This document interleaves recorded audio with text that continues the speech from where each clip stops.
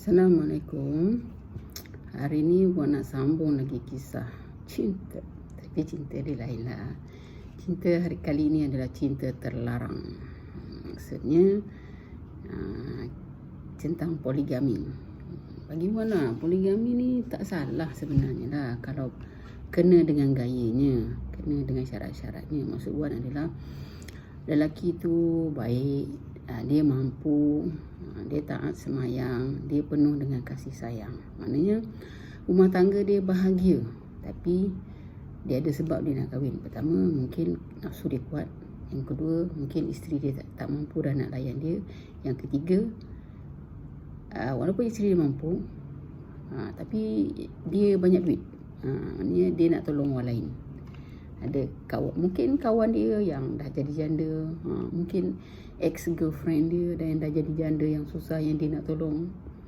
Tapi macam orang cakap tadi lah, dia maknanya rumah tangga dia mesti beres dulu. Kasih sayang pada isteri dia, semua okey lah. Dan dia kena beritahu daripada awal kepada isteri dia mengapa dan kenapa dia nak kahwin. Itu kena beritahu.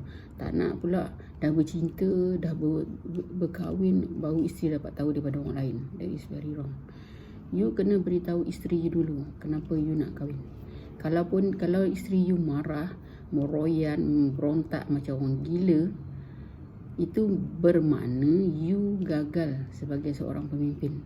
Sebagai seorang pemimpin keluarga, sebagai suami, you gagal. You kena didik isteri you dulu sampai dia boleh terima yang poligami tu bukanlah satu yang seolah-olah macam neraka pula. Dia akan jadi syurga sebenarnya. Sebab poligami tu ada dalam Islam. Dan Rasulullah mengamalkan poligami. Dan ramai juga orang yang bahagia bila berpoligami. Itu buat lelaki. Buat perempuan pula, Wan nak beritahu, satu, kalau you janda ataupun you anak dara, you isteri orang ke? Kalau isteri orang, lagilah tak boleh you nak dekati suami orang ataupun lelaki bujang yang lain. Unless kalau you dah tak suka dengan husband ni, you beritahu dia, I dah tak suka dengan you, I dah tak boleh meneruskan perkahwinan ni, I minta you lepaskan. You cerita cakap baik, jangan curang. Just tell him lah that you memang tak mampu dah nak teruskan hubungan itu kan, perkahwinan you. Dan bicara cara baik. Perempuan kalau janda pun sama juga. Kalau you nak cari orang, you cari orang yang single dan available. Kalau dia tak available, first thing yang you kena beritahu dia adalah dia kena beritahu isteri dia. Dan kalau semua tu dah beres, you tak perlu lama-lama bercinta dengan dia. Macam Zila Jalil lah, 5 hari ke? Wan ingat 5 hari ke 5 minggu lah, dah lupa Wan. Terus kahwin. So maknanya sekejap sajalah. Maknanya bereslah benda tu. Tapi Wan tak tahulah dia beritahu tak madu dia atau tidak. Tapi seelok-eloknya madu you tahulah. Dan kalau you tahu dia suami orang, kalau boleh elakkanlah. Kalau boleh. Sebab bagi Wan lah, sebagai seorang suami, kalau dia curang dengan cara yang tak betul, kalau dia bolehlah curang di belakang isteri dia, you rasa dia seorang suami yang baik ke? Lelaki yang baik takkan curang lah belakang isteri dia.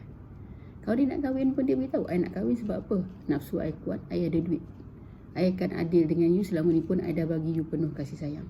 Tapi kalau lelaki tu bercinta dengan you, yang you ni janda, tapi isteri dia tak tahu, you rasa dia baik? Saya rasa dia tak baik lah. Kalau dia baik, seorang lelaki yang baik, dia takkan curang dengan isteri dia. Dan orang ibu tolong. You sebagai perempuan juga tak patut, tak wajar you bercinta dengan suami orang. Sebab apa? You bayangkanlah kalau you kahwin dengan isteri dia, dengan suami dia, dan suami dia ceraikan bini dia. You bayangkan kalau you duduk atas, you jadi isteri dia, apa yang you rasa? Derita isteri dia, sengsara anak dia. You fikir sendirilah. Kalau you masa you kahwin dulu, suami you curang, apa you rasa? Sakitnya macam mana? Sengsara, deritanya macam mana? Takkanlah you nak buat itu pada orang lain. Kalau you bahagia pun, tapi ada orang lain yang menangis, menderita pagi, petang, siang, malam kerana kebahagiaan you, you rasa bahagia ke?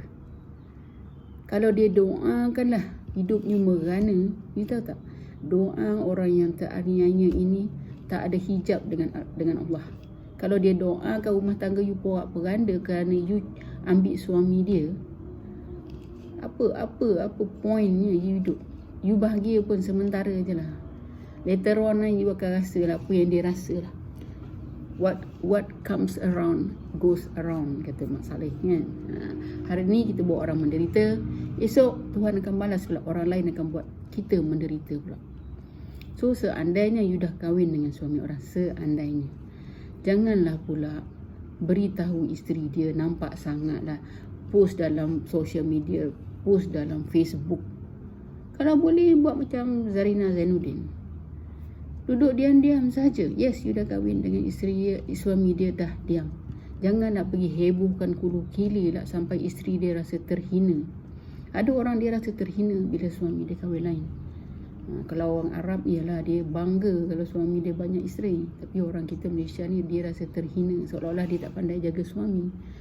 So kita kena jaga diri lah. Kita kena sedar diri yang kita ni ambil kongsi orang punya. So hargai pengorbanan orang tu dengan tidak menyakitkan hati dia. Okay, Wan nak minta macam tu lah.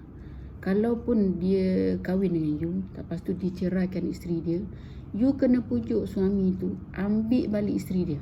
Bagi isteri dia reda dulu, dah tak marah, dah setahun 2 tahun, pujuk dengan dia elok-elok, ambil balik isteri tu, bela balik.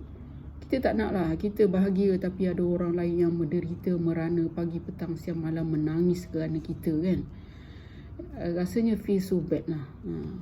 Bagi Wan lah, Wan tak tahu, Wan harap lah benda tu tak berlaku pada Wan lah kan. Maknanya kalau kita nak kahwin dengan suami orang pun, kita kahwin dalam keadaan walaupun tak harmoni tapi tidak menyakitkan. Kita tak tunjuk sangat, kita tak gong lah, aku kahwin dengan Datuk ni, aku kahwin, padahal Datuk tu ada isteri. So itulah Wan nak cakap. Sebab Wan rasa macam, yelah, benda ni kena cakap lah. Kadang-kadang kita perempuan ni, kita buat keputusan yang rasanya di luar jangkaan lah. Ada masanya kita buat keputusan di luar jangkaan yang kita rasa lepas tu lepas kita fikir balik kan, kita rasa macam tak patutlah kita buat macam ni kan. When kita rasa tak patutlah aku buat macam ni, masa tu lah kita perbetulkan balik apa yang dah silap lah. Berkorban. Seandainya kita janda, anak kita dah besar, lepas tu kita punya madu tu dulu, dia muda lagi, anak-anak dia masih kecil. Kalaulah bini dia cakap dengan suami dia, awak ceraikan perempuan tu, baru saya patah balik dengan awak. Tak tahulah, bagi Wan nasihatkan you bercerailah dengan suami you. For the sake of bekas isteri dia dan anak-anak kecil dia. InsyaAllah pengorbanan you tu Tuhan akan balas dengan balasan yang lebih baik di syurga. Di dunia ni hidup kita tak lama pun. Kalau kita boleh mengorbankan perasaan kita untuk anak-anak kecil tu dengan isteri dia, InsyaAllah Tuhan akan balas pengorbanan kita dengan yang lebih baik daripada apa yang kita pernah dapat. Okay, take care semua. All the best. Assalamualaikum.